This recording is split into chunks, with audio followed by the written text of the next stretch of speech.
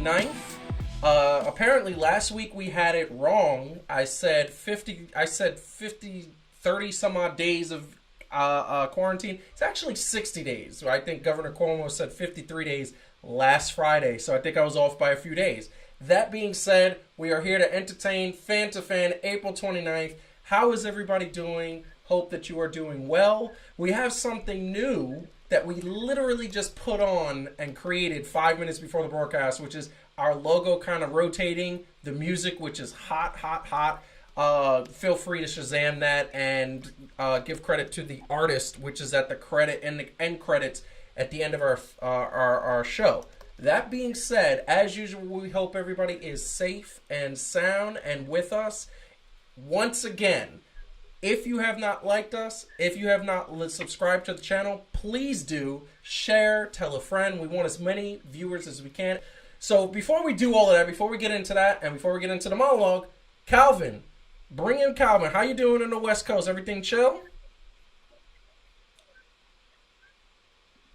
Is Calvin hearing us? I think he's hearing the delay. Look, man, I'm in Washington. I got my coffee. You know what I'm saying? I got the dew. Love it, love it. See, I can't rock a fro like that. I really can't, and that's the problem. Like, I can't do it, you know. So I think that's the thing that I gotta say is that you rock the fro better than anybody. You know, for being a Knicks fan, I like Scottie Pippen and his hairdo, at least in the '90s. So you know, I gotta rock with that. Is that the Walt Clyde Frazier fro? Is that what that is?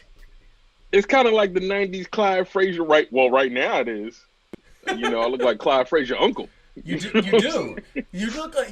I swear, that's the way he had that fro when he won us the only championship. Well, no, the Knicks have 2 championships, but when he won us the last championship, Walt Clyde Frazier was the dude.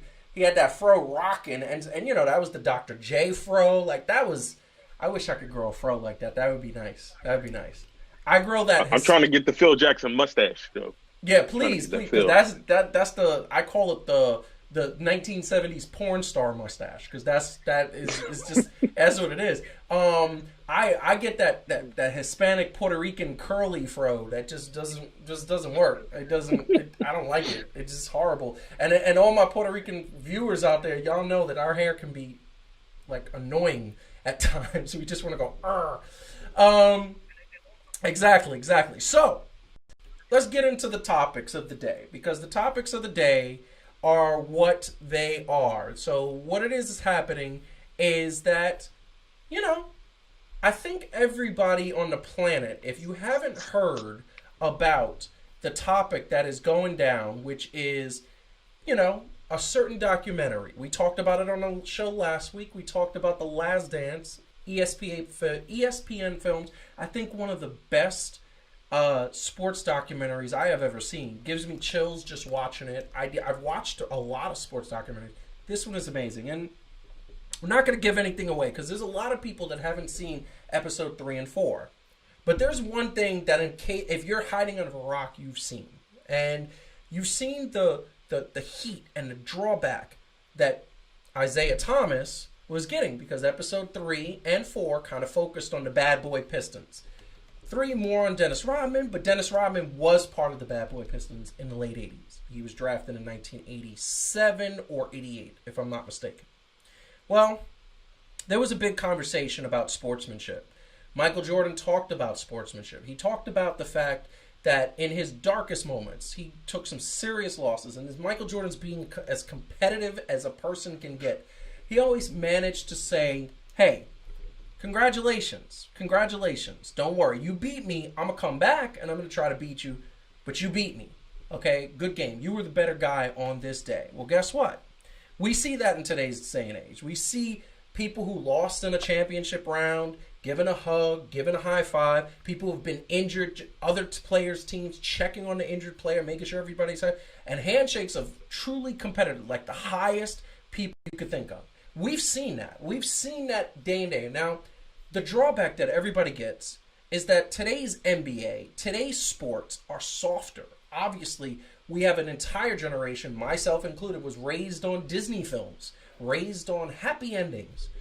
And we were raised to be taught how to have sportsmanship. I can remember countless after-school specials, countless PSA service announcements that said, say hello, good sportsmanship, good teams, good job, guys. Don't ever be a bad loser. Don't be a sore loser. I remember coaches telling me that it's not good to be not good to, if you lose, say congratulations to the other team and work harder and try to be better. Well, something that was depicted in the episode 4 was the Bad Boy Pistons losing, being swept by the Chicago Bulls in the 1991 playoffs. This was after the Detroit Pistons had knocked out the Bulls previously in the previous 3 years. Knocked them out, beat them up, bullied them. They were the Bad Boy Pistons, and basketball at that time was ruthless. And if you played basketball on the playgrounds around New York City, you got beat up. People got into fights. People got upset. That's what happened. I remember a couple of times dudes choked me out, and that led to a fight. Some fights I won, some fights I lost. The fact of the matter is, I wasn't happy. But it was the sign of the times, and things have changed. Now, if you pass gas in the NBA, you get called a foul and possibly ejected. That's what happens all the time. But back then, it was what was done, right? They walked off the court without saying congratulations. They walked off the court without saying good game. They walked off the court like sore losers. And that's what was done all the time, right? Well, here's the problem with that. It wasn't true. Mr. Thomas said something that was factually wrong. He said that wasn't done. Well, here's a moment after Michael Jordan won his first championship and he beat Magic Johnson to win that first championship. They embraced. Magic Johnson said, great game. There are interviews that literally say, he beat us. He was the better guy. It's his time now. Larry Bird, as competitive as he was, did the same thing. Congratulated Michael for his time beating him. So Isaiah Thomas was quoted as saying, that was the time. The time was that when you lost, you didn't congratulate the other guy. You walked off the court. Well, he lied. He made himself look like he was justifying his behavior for the time. And guess what? That wasn't done. It's the way the Detroit Bad Boys did business. It's the way they conducted their losing ways. It's the way they looked petty. They were petty. They walked off the court, and they didn't say congratulations to a well-fought game. A sweep, mind you. They didn't get mad at themselves and say, we lost. They said the Bulls beat us, and the Bulls cheated. We're not going to shake their hands. Those were his quotes. And he says in hindsight 2020, he knows it was wrong. But he never really said he was wrong. He never really said they was wrong. They were wrong. He just said it was something that shouldn't have been done. Well, I look at that and say the problem with that is that there were so many kids watching that, and there were so many kids that could have been influenced in a negative way. Sports heroes are just that. They are heroes to kids around the world. And what they showed in that moment, and we thankfully feel that that doesn't happen anymore, they showed in that moment that basketball can take a nasty turn. The Bad Boy Pistons will never be celebrated by me personally, and I look at them now as not one of the great teams, but as one of the most petty sports teams in the history of sports, not just the NBA. And it's really sad because they did have greatness on there, but it just got tanked. So, just my opinion. Gonna bring in Calvin to this situation. Calvin, you heard the monologue. You heard my opinion. What is your opinion on the Bad Boy Pistons walking out after being swept by the Bulls, and as it compares to now? Now I get what you're saying, and I'm a cat that loves the way basketball was played before. I always loved the game. I do think in some ways it does get a little bit soft for other reasons, but that's a different conversation to have. But I will give perspective to something. Now, granted, I'm a Knicks fan, right? Like, and not necessarily a Bulls fan or anything else like that. And I was 8 or not. Well, no. We were 11 when that happened. Around 10. Yeah, anyway, I would say around 10. Yep. I would say this. At the time, my brother was 2, right? Yep. So we used to play basketball in the house. We would crumple up aluminum foil. We would have a little bucket in the corner, you know what I'm saying? And I was giving him the business. You know what I'm saying? Like the business. He could not see me. The business. Now, granted, I wasn't as rough as they were, but I could probably see, given, time and everything else, right? Like, the moment I remember the day that I lost to my little brother. Now I'm 8 years older than my little brother. I ain't gonna call him little brother now, but my younger brother. I remember the day that I lost to him in the house basketball. I was heated. Nobody could tell me. Wait a second, you lost in the house? Yeah, man.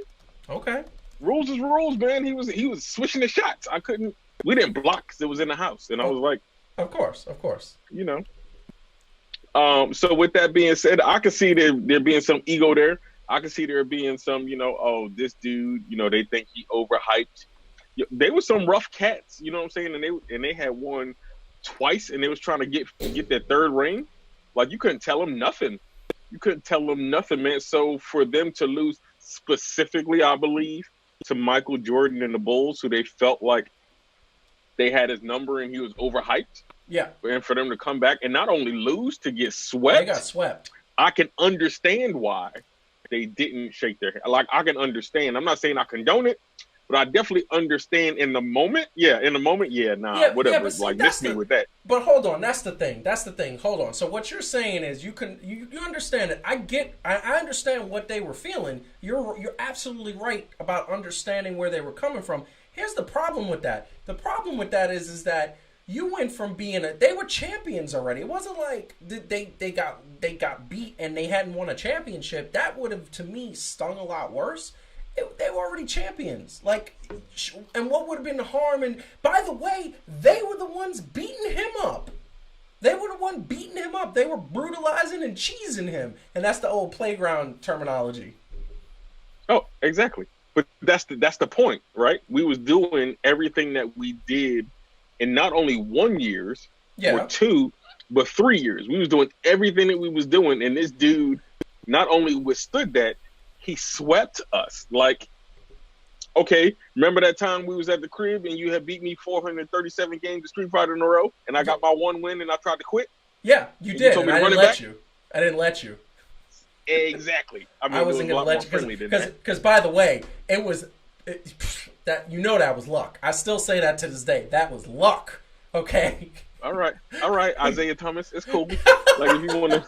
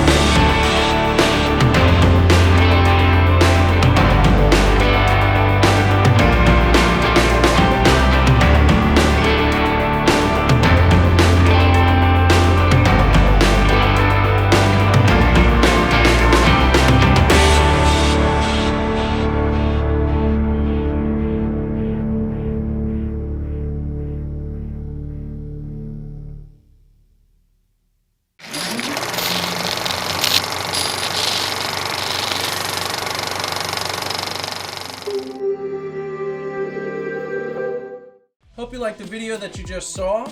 Don't forget to like, share, and subscribe below. Also, leave us a comment. We always want to hear from the fans.